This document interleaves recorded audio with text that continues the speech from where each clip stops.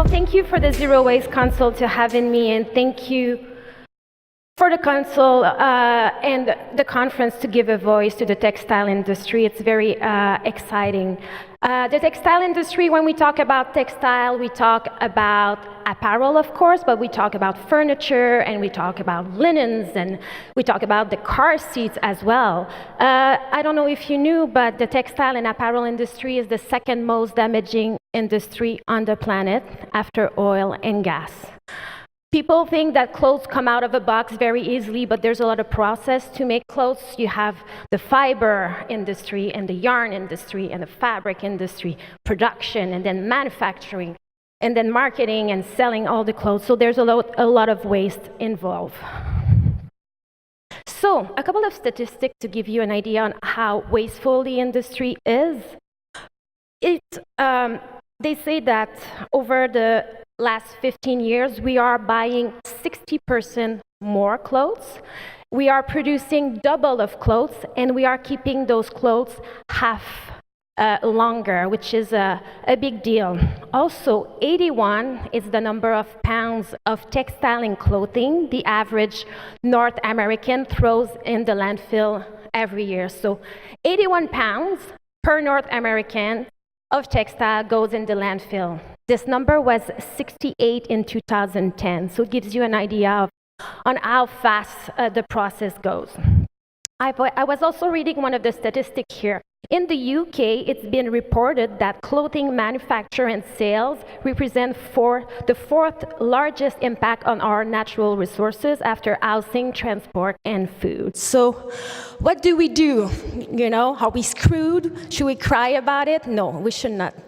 We have a lot of solutions, and we have put together a beautiful panel for you today to talk about those solutions. The panel will look at the impact on how we make clothes, how we sell clothes, we use clothes, and we dispose of your clothes through different solutions like new technology, design, new material, the creation of a market for new materials. And without waiting, let's introduce our panel. Please join me on stage. Lee Maple-Doran, Stacy Flynn, Nicole Bassett, Bob Kenny, and Ashley Gill. Okay, so we all work to create a healthier fashion industry, healthier textile industry. You're doing it in your own way. What I would love to know is at which level do you think there's the biggest opportunity and to create a healthier textile industry? Is it at the consumer level, manufacturer level, retailer level? I would love to have your opinion on this. Who wants to start?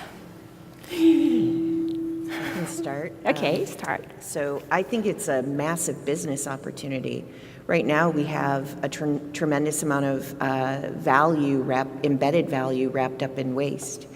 Figuring out how to leverage it and have those resources go through more than one incarnation is a massive business catalyst. So I believe it could actually be the way in which we actually get ourselves out of the environmental crisis is by actually creating healthier businesses. Thank you. Just something to Yeah, add? I'm a little biased too. I think brands and retailers they're the ones who essentially benefit from the industry today, and they have the most to gain from the opportunities that are available. Are there new business models, recapturing materials? Are their cost of goods going to go down over time because they own the cotton all the way through its cycles, that sort of thing. So I think that, and then the ownership is not, the burden isn't placed on the consumer. I think that it's a lot to ask a consumer to think about all of this stuff when it's the core competency of the brand. So I think it starts there. Thank you. Bob? I'm kind of excited to see all the brands involved in investing their R&D dollars into the materials that are really difficult to divert. So when I see these new cottons and the dissolving of polyesters to make new polyesters, that space, I think, is vital to move forward, and then we can collect. We're ready to collect more textiles. We just, there's a hesitancy amongst the collectors. Our markets, they're worried about their markets. So this is quite exciting to see. Hopefully, we can get scalability into these new technologies.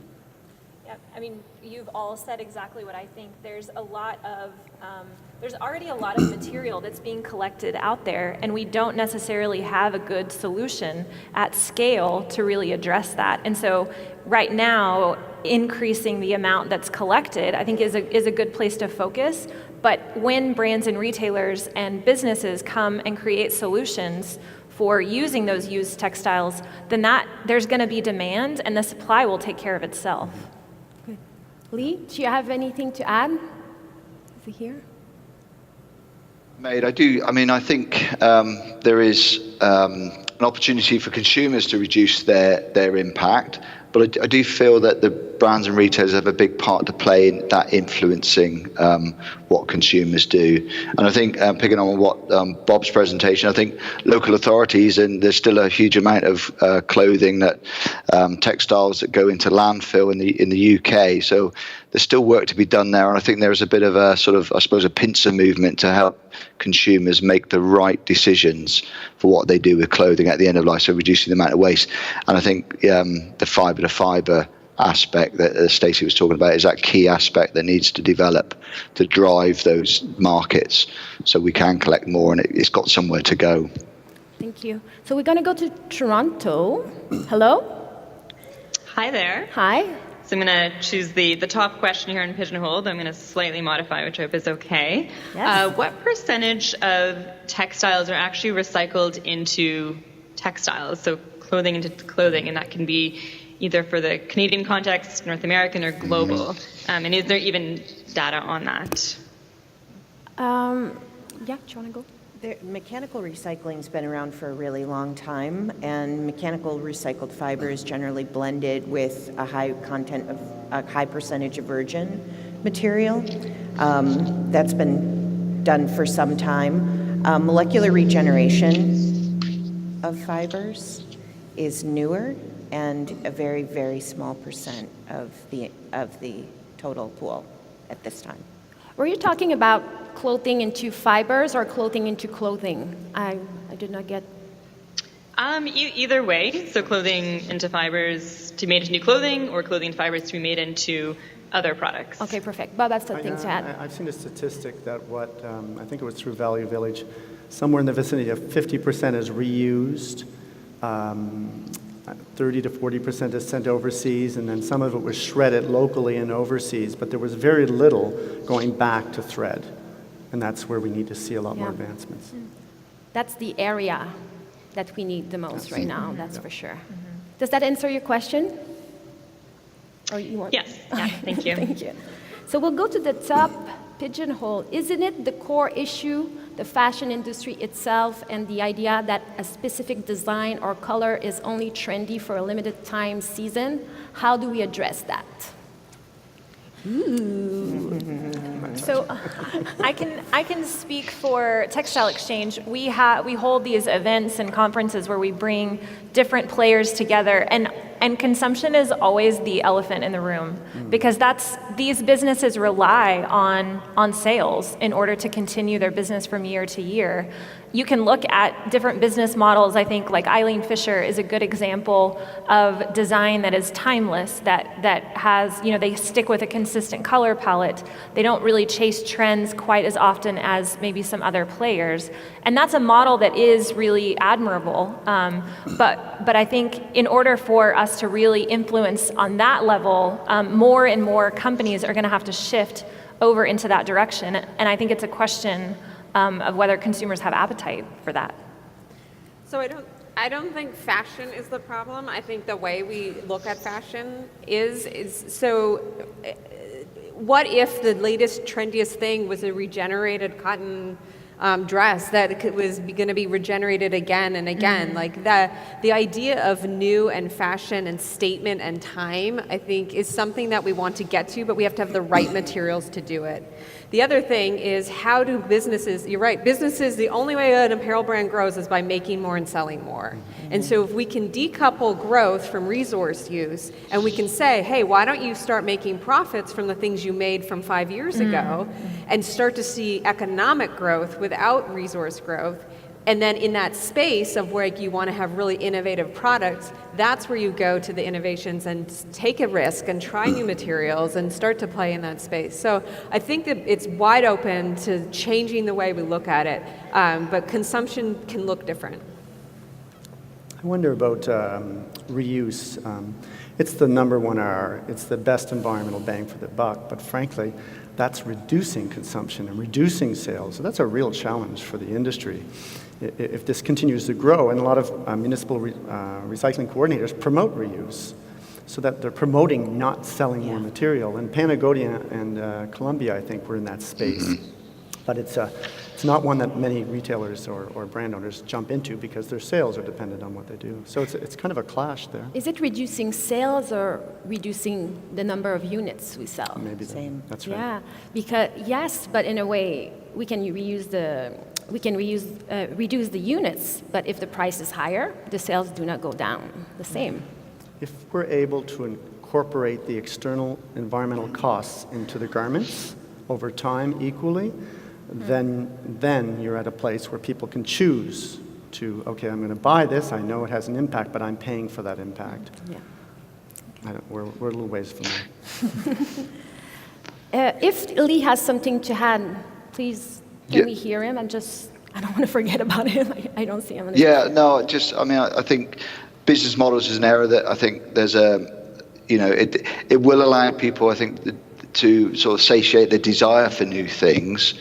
So that can help with the sort of the fashion element. And I think we've done some work on the segmentation of the UK population. That actually not everyone is driven by fashion or fast fashion.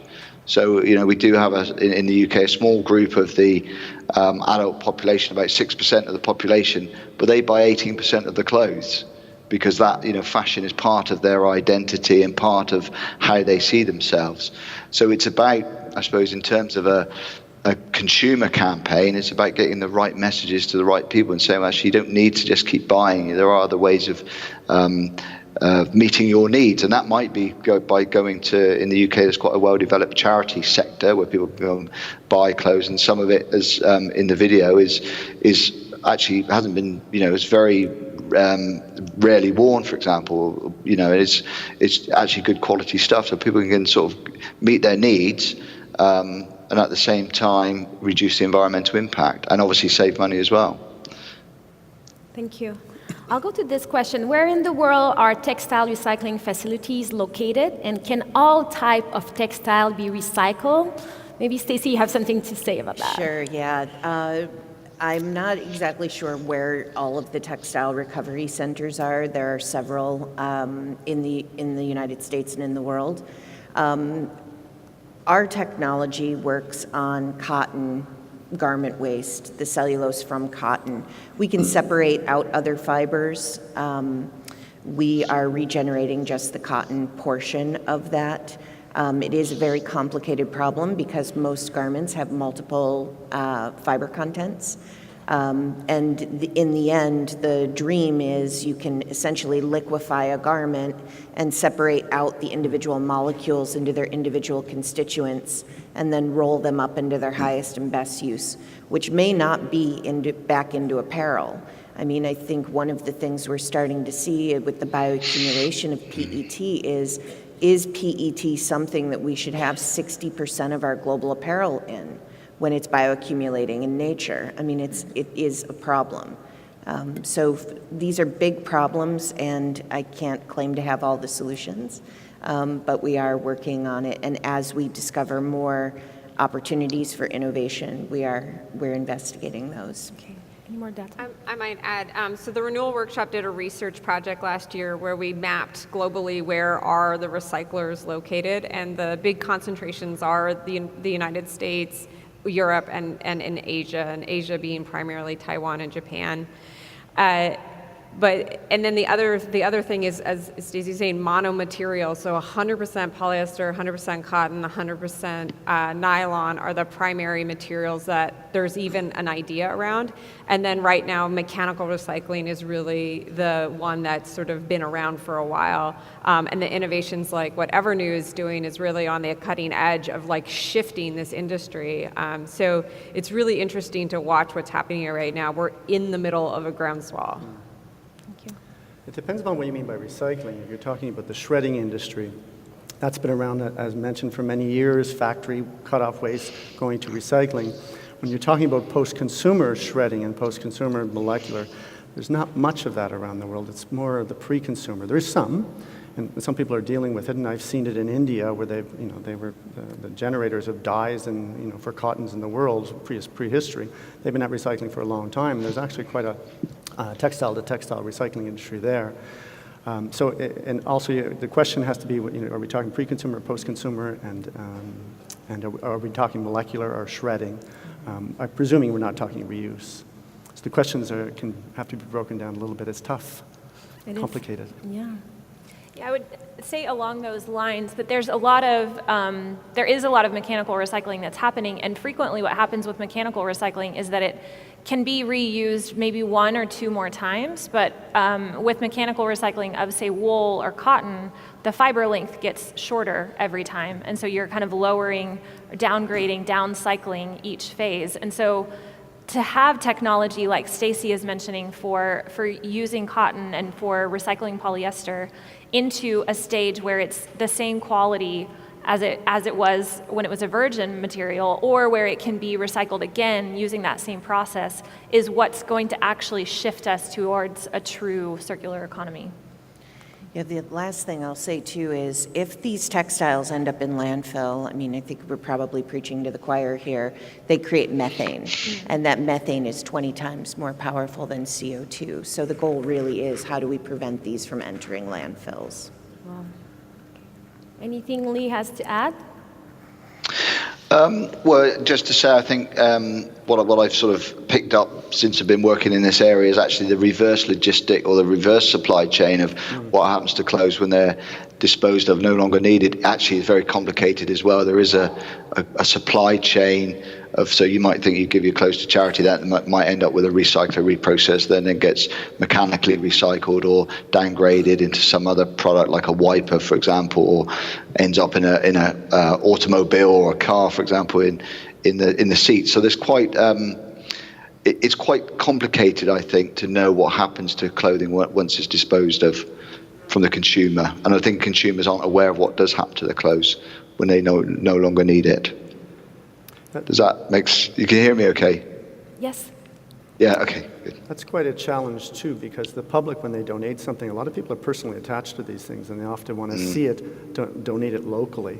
So when they find out there's this global billion-dollar industry of reuse and recycling, it's an eye-opener for a lot of people, and some people react kind of negatively to it. So we have to collectively manage that, to say there's, people at home have access to good secondary materials, but we have too much. They have to send them overseas. Even Salvation Army, which is a charity, it does its best to clothe people, both people that get it for free and have to pay for it, but they have too much too, and they market overseas. So it's a must, unfortunately. I'll continue with you. There's a question here. How can we use taxation or regulation structure to make new clothing more recyclable, longer lasting, or more easily deconstructed? The Department of Environment, this is where it gets a little tricky. I work for the Department of Environment. We don't make financial regulations generally. We make how do we protect from the landfill and emissions and whatnot. But there is one regulation that British Columbia is a leader in, is extended producer responsibility, which then shifts the burden along the supply chain back to the brand owner, and they must have to do something like electronics or paint or whatnot. And that again, that certainly creates quite an economic incentive, not by choice, but by regulation for the industry to do something. And that's the only one I'm aware of where you can do it, because banning it is just putting the burden on the charities, which is, it can be part of it. But when it comes to moving things up the chain and having design for the environment, you need And France did this. France has some level of extended producer responsibility for textiles, but at the same time, the French government regulated that all public buildings must contain textile insulation. So they created the demand at the same time. I don't know how it went. I'm not speaking that this is the best market. I'm not promoting this, but to answer the question, that's the only thing I could say. Yeah. In terms of legislation, we have a new generic fiber on our hands. There are 25 generic fibers on the planet. Our fiber is not cotton, it's not polyester, it's not rayon, it's a new generic. The DNA says we make cotton without growing anything. It's just a bunch of different grades of cotton. So in terms of regulation, what I would like to see is that in exchange for local job creation, keeping the value of the resources in the community, can we export fiber to overseas markets to integrate into supply chains and then import garments back into wherever they're sold duty-free? Okay, I like that. I'd like to see that. What do you think the government legislation could help? Oh, yeah, I think Stacey just said what I was going to say, but I think that the ability to open regulation so that we're able to moving materials around so that there aren't barriers. So for instance, some countries won't import waste, right, but this isn't waste. This is a feedstock for a process that's going to create a brand new product. So having to prove that and rethink that, I would say it's a lot of innovations happening in Europe around the movement of waste and how you categorize it, but that's definitely a place that will run into challenges if we don't address it. That's true. Ashley, do you have something to add? I would just say we, as an organization, we hold these standards, and they're voluntary standards, but they're written by the industry, and they're kind of a compilation of the perspectives of brands and retailers, in some cases, consumer groups and suppliers and raw material producers. And I think it would be hugely valuable to have government at that table where they can use that as an opportunity to communicate their demands and what their interests are, and then to partner with the industry to come up with a solution that kind of keeps all of those different business and individual interests in mind, but still meeting the needs of government regulation. Thank you. Lee? No, I don't think I have anything to add on this one, actually. That's okay. Thank you. Yeah, no problem. That's fine. No problem. So I would love to ask to each of you, what is the biggest challenge that you're facing through making it bigger and growing your dream and your passion? Because this is a work of passion, let's be honest here. It comes from the heart, and I know we're in it. But what is the biggest challenge for you that you would like to communicate so we hear about it? I'm much more comfortable working at the billion-dollar level than I am at the startup level. It is very scary as a startup where you're putting so much personal risk. You're even working on the illogical. And it is so necessary that we have more people working on what is currently perceived as illogical. And the biggest barrier really is, there is some funding issues, but even funding, we found ways to figure out how to move forward without funding. It's really about changing the status quo, like who is going to take a risk? Who is going to take a risk with us? If we're out there on that knife edge doing things that haven't been done before, who is going to adopt them? And who's going to get behind them with big orders? One of the brands that we went and met with said, okay, Stacey, what happens if our senior management team says we want Evernew across the board, all product categories? What are you going to do? You can currently make 50 pounds of fiber per week right now. And I just smiled and I said, if you give me an order, you will see a side of me come alive like you have never seen. That I'm not worried about. Will you write the order, and can I get you to prepay? Yeah, I love that. Very good, thank you. So the renewal workshop's only 2 years old, and so we're still very much in that startup phase. And I think, and to Stacey's point, it's the status quo. It's a lot of brands saying, We like it, but we want to like hold on tight to our linear economy and maybe dip a toe in. And there is a point, there's a tipping point where you have to say, you have to come over on this side to see the real gains and the real opportunities. And so time, to me, is my biggest challenge, to prove something and pull more in, and prove something and pull more in. I think we're doing it in a way that works. I think providing the opportunity for renewal and resale and having these brands take their products and reselling it again sort of buys an assurance to be like, oh, this is, okay, yeah, I'm gaining money, I'm not losing customers, I'm not losing market share. Okay, tell me about this recycling thing. And like, so it's this sort of slow in. But I think wanting to happen faster is definitely a challenge.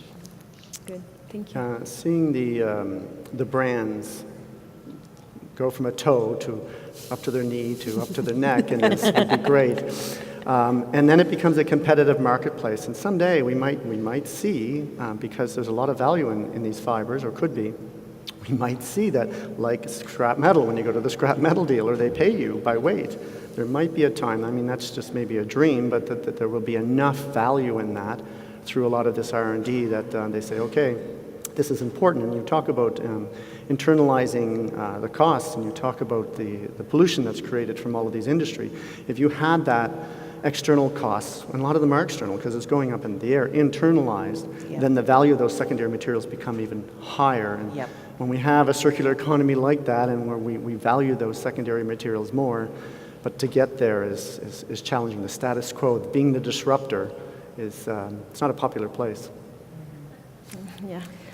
The thing that we keep hearing from our members, specifically on the brand and retail side, echoes exactly what Stacey and Nicole have said. Is just that it's so much the early days of these kinds of innovations and technologies, and it's risky to take that leap forward. And there's not a lot of tools available for brands and companies to evaluate in the way that they're used to what those risks are and what they may look like and play out over time. And so I think we are well on our way to reaching a tipping point, and once those things happen, that it will be this kind of huge influx. But I think anything that we can do to encourage companies to take that initial step, even if it is just a toe in the beginning, to take that initial step to kind of see what the opportunities are, then I think it's going to shift really quickly. Thank you. Lee? Well, I sort of just reiterate, really. I mean, I think the big challenge is the speed of change. It does, I mean, just reflecting on SCAP, when we started 2013, sustainably sourced cotton wasn't something that people were I suppose, they're thinking about it, hadn't done anything on it. Now we're at 20%.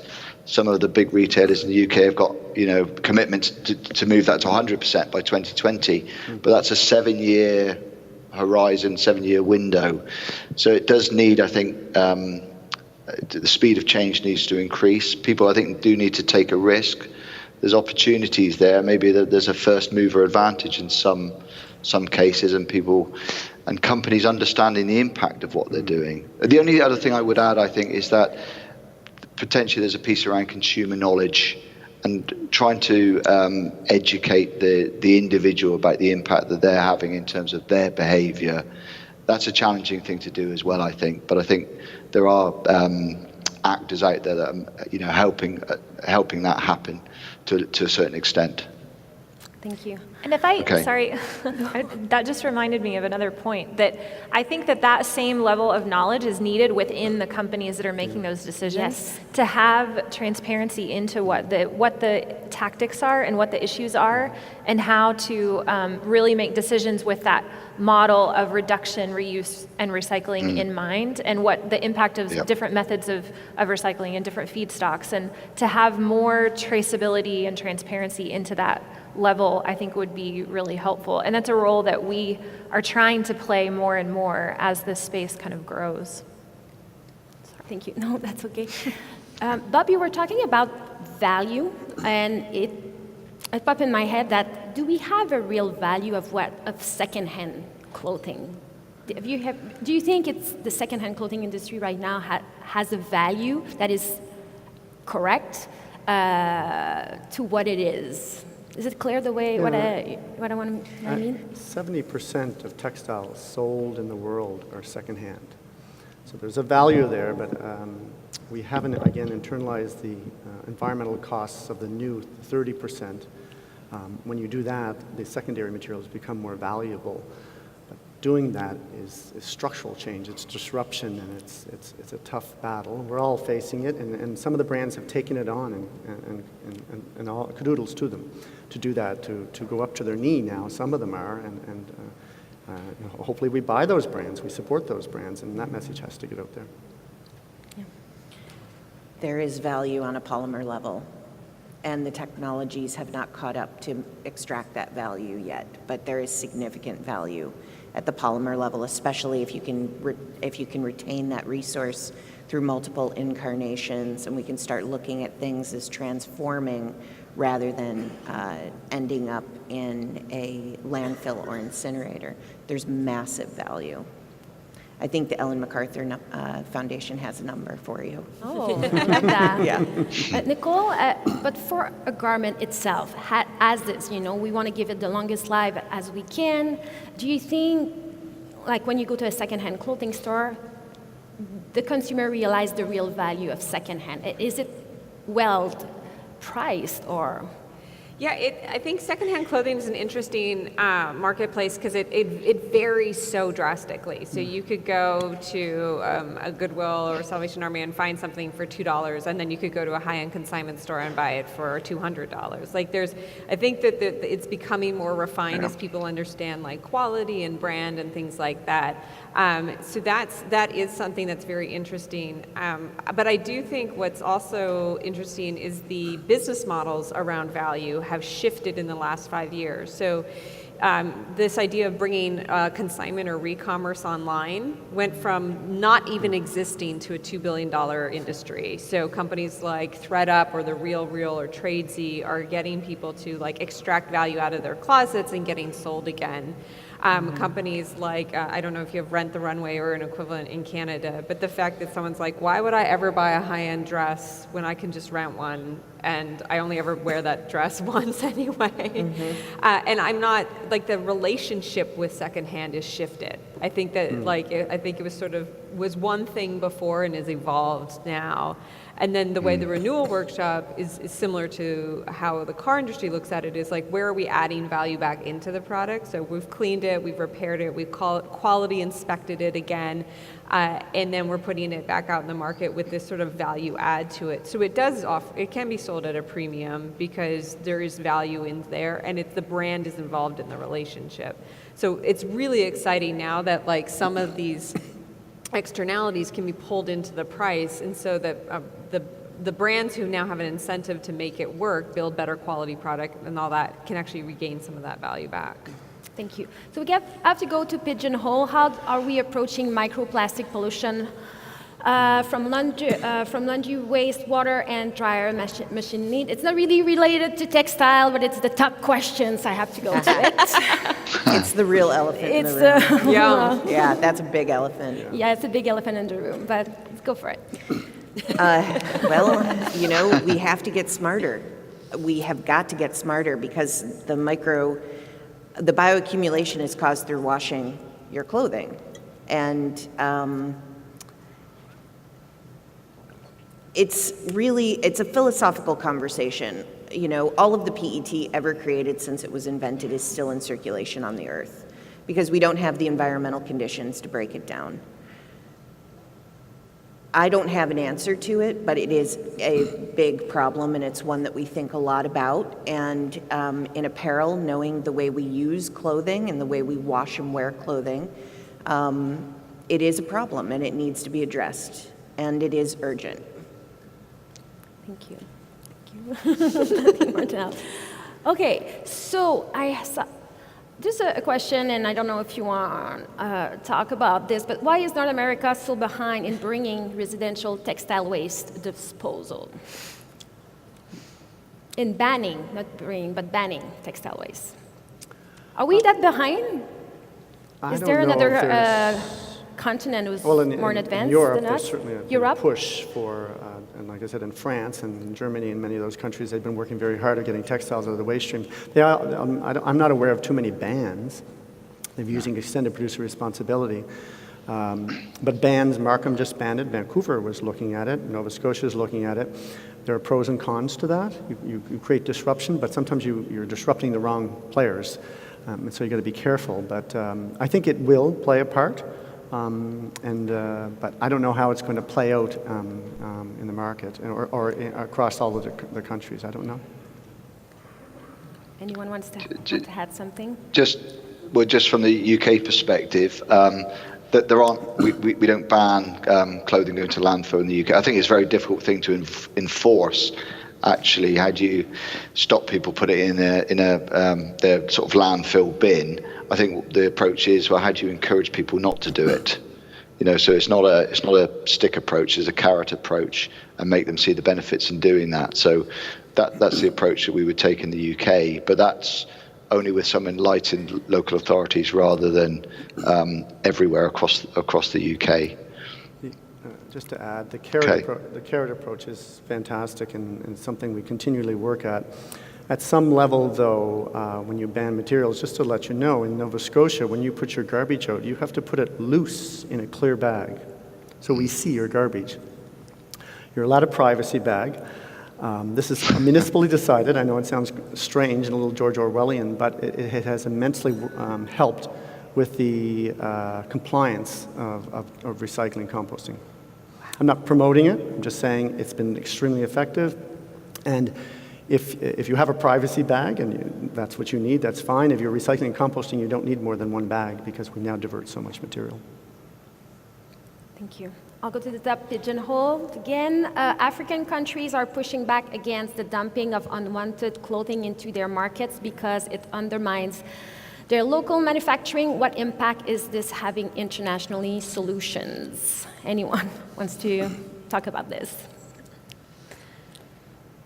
I was at a Secondary Materials Association recycling textile, SMART. Yeah. And they discussed this at length about a year and a half ago.